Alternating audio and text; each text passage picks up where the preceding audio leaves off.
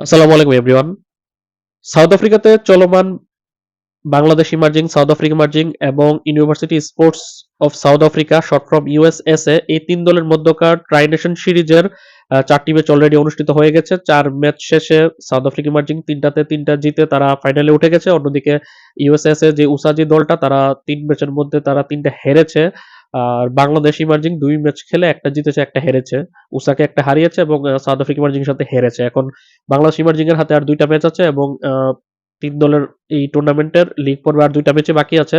আজ দুপুর 1:30 মিনিটে ইউএসএসএ দলের বিপক্ষে বাংলাদেশ ইমার্জিং দল মাঠে নামবে। অন্যদিকে আগামী 9 আগস্ট লিগ পর্বের শেষ ম্যাচ এবং বাংলাদেশও নিজেদের শেষ ম্যাচ খেলবে সাউথ আফ্রিকা ইমার্জিং এর বিপক্ষে এই সেম টাইমেই। এখন বাংলাদেশের এই যে 2টা ম্যাচ হাতে আছে, 2 ম্যাচের একটাতে জিতলেই বাংলাদেশ ইমার্জিং ফাইনালে চলে যাবে। যার মধ্যে আজকের ম্যাচটাতে যদি ইউএসএসএ দলটা অর্থাৎ উসা যে দলটা আমি বলছি এটাকে যদি হারাতে পারে তাহলে বাংলাদেশ ফাইনালে চলে যাবে। আর যদি বাংলাদেশ আজকের ম্যাচটা হেরে যায় সেক্ষেত্রে সাউথ আফ্রিকা ইমার্জিংকে হারিয়ে ফাইনালে যেতে হবে।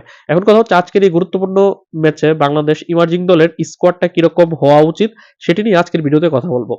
বাংলাদেশ যে প্রথম 2টা ম্যাচ খেলেছে এর মধ্যে থেকে প্রথম ম্যাচে সাউথ আফ্রিকা ইমার্জিং এর সাথে তো বাজেভাবে হেরেছে, আমরা সকলেই জানি। 30 ওভার 2 বলে 89 রান করে অল আউট হয়ে গিয়েছিল। জবাবে প্রতিপক্ষ দল 18 ওভার 4 বলেই 3 উইকেট হারিয়ে 92 রান করে জয়ের বন্দরে পৌঁছে যায় সাউথ আফ্রিকা ইমার্জিং।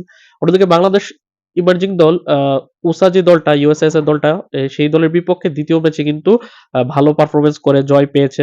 ডিএলএস মেথডে 26 রানে জয় পেয়েছে, যে ম্যাচে আগে ব্যাটিং করেছিল ইউএসএস এর দলটি, যেখানে তারা 47 ওভারে সবকটি উইকেট হারিয়ে 248 রান জড়ো করেছিল। জবাবে বাংলাদেশ দল 36 ওভারে 3 উইকেট হারিয়ে 186 রান করে ডিএলএস মেথডে বাংলাদেশ 26 রানে ম্যাচটা জিতে নেয়। এখন এই 2 ম্যাচের মধ্যে প্রথম ম্যাচ থেকে দ্বিতীয় ম্যাচে একটা পরিবর্তন এসেছিল, যেখানে তারা পেসার এনামুল হককে বসিয়ে তারা সেখানে পেসার রহমতুল্লাহ বর্ষণকে খেলিয়েছে, যে সাকসেসফুল হয়েছিল। গত ম্যাচে 2 উইকেট পেয়েছিল।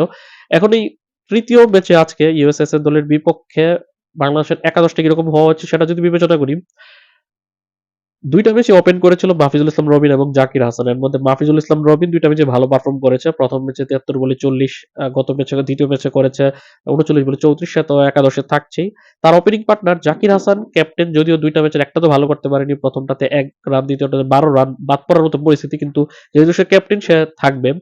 3 নম্বরে নেমেছিল শাহাদাত হোসেন দীপু। 2 ম্যাচ মিলিয়ে করেছে 8 এবং 18 26 রান। এখন দীপুর জায়গাটা নিয়ে কনসার্ন রয়েছে এবং আমি চাইবো দীপুকে বসিয়ে আরেকজনকে খেলাতে, সেটাকে বলছি একটু পর।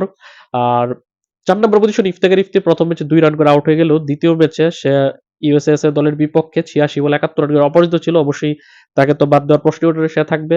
অঙ্কন যে প্রথম ম্যাচে একদমই ভালো করতে পারেনি, মাত্র 2 রান করেছে 28 বল খেলে, সে দ্বিতীয় ম্যাচেও যদিও এই বল নষ্ট করার ধারা অব্যাহত রেখেছে। 68 বল খেলে করেছে মাত্র 38 রান, অপরাজিত ছিল। তারপর অঙ্ক টিকে যাবে উইকেট কিপার ব্যাটসম্যান হিসাবে।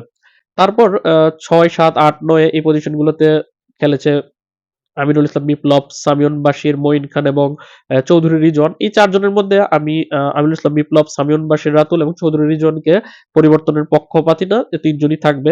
আমিনুল ইসলাম বিপ্লব প্রথম ম্যাচে 11 রান করে আউট হয়ে গেছে, যদিও দ্বিতীয় ম্যাচে ব্যাট করার সুযোগ পায়নি। প্রথম ম্যাচে উইকেট না পেলেও দ্বিতীয় ম্যাচে কিন্তু 9 ওভারে 34 রানে 1 উইকেট শিকার করেছে। বিপ্লব থাকবে।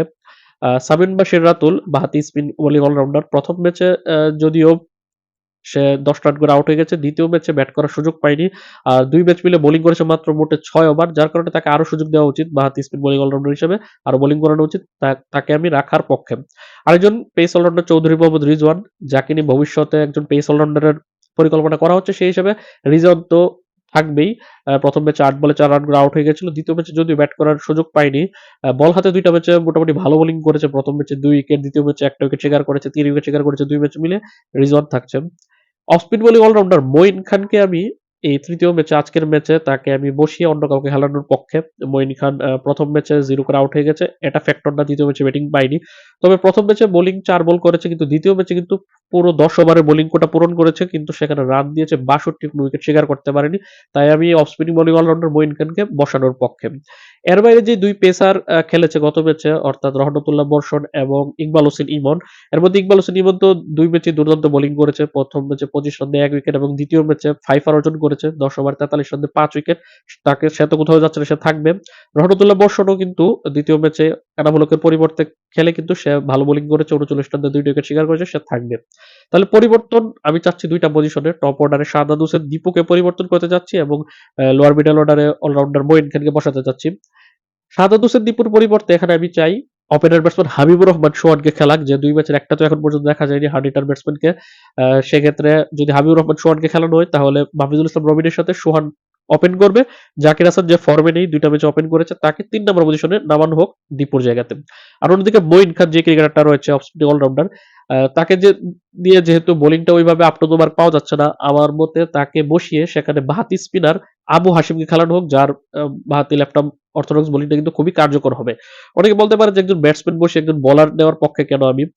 মূলত কথা হচ্ছে ওপেনিং এ থেকে ৪-৫ নাম্বার পজিশন পর্যন্ত অঙ্কন নামে, ৬ এ আমিনুল ইসলাম বিপ্লব অলরাউন্ডার, সাথে যে মঈন খানকে নামানো হয় তাকে যদি আপনি বাদ দিয়ে একটা বোলারও আনেন তেমন একটা সমস্যা হবে না। কারণ ৮ নম্বরে নামা সামিউল বাশির রাতুল একজন অলরাউন্ডার, ৯ এ যে নামে চৌধুরী রিজওয়ান সেও অলরাউন্ডার। সেই হিসাবে যদি সবাই এক ধাপ উপরে উঠে যায়, ৮ পর্যন্ত ব্যাটসম্যান আমরা পাবো, তখন ওই আবু হাশিমকে ইজিলি খেলানো যাবে। আর তাছাড়া গত ম্যাচে কিন্তু সবগুলো ব্যাটসম্যান ব্যাটিং করারও সুযোগ পায়নি। তাই সবকিছু মিলিয়ে একাদশটা এরকম হওয়া উচিত। ওপেনিং এ রবিন এবং সোহান, ৩ নম্বরে জাকির হাসান অধিনায়ক, ৪ এ ইফতি, ৫ এ অঙ্কন উইকেট-কিপার, ৬ এ আমিনুল ইসলাম বিপ্লব, ৭ এ সামিউন বাশির রাতুল, ৮ এ চৌধুরী রিজওয়ান। যদিও আমি চৌধুরী রিজওয়ানকে চাইবো আরেকটু উপরে খেলাতে। চৌধুরী রিজওয়ানকে যদি ৬ নম্বরে খেলানো হয়, বিপ্লবকে ৭ এ এবং রাতুলকে ৮ এ, সেক্ষেত্রে ৯, ১০, ১১ তে আবু হাশিম, রওনতুল্লাহ বর্ষণ এবং ইকবাল হোসেন ইমনকে নামালেই একাদশটা পরিপূর্ণ হয়ে যাবে। যদিও এইসব ইমার্জিং সিরিজে আসলে একাদশ পরিবর্তনের চেয়ে তারা মূলত তাদের যেই ক্রিকেটারদের প্রতি নজর টিম ম্যানেজমেন্ট তাদেরকে খেলানোতেই তারা ফোকাস করে। এমনও সময় দেখা গিয়েছে যে ইমার্জিং দলে পরপর সবগুলো ম্যাচে খারাপ করেছে, তারপর তাকে বসানো হয়নি। সেটা হতে পারে দীপুকে তারা হয়তোবা বসাবে না। তবে আমি চাইবো যেহেতু হাবিবুর রহমান সোহান একাদশের বাইরে রয়েছে, তাকে খেলাতেই আমি মূলত দীপুকে বসানোর পরামর্শ দিচ্ছি। আর নয়তো যদি সোহানের মতো ক্রিকেটার বাইরে না থাকতো তখন হয়তোবা বলতাম দীপুকে আরো সুযোগ দেওয়া হোক। আপনার মতে কয়টা পরিবর্তন হওয়া উচিত আজকের এই ম্যাচটিকে ঘিরে, এবং আজকের ম্যাচটিকে আপনি দেখবেন কিনা দুপুর ১টা ৩০ সেটা অবশ্যই কমেন্টে জানাবেন। আর খেলাগুলো লাইভ সম্প্রচার করছে ক্রিকেট সাউথ আফ্রিকার ইউটিউব চ্যানেলে। আপনারা চাইলে ইউটিউবে খেলাটা ইজিলি দেখতে পারেন। আল্লাহ হাফেজ।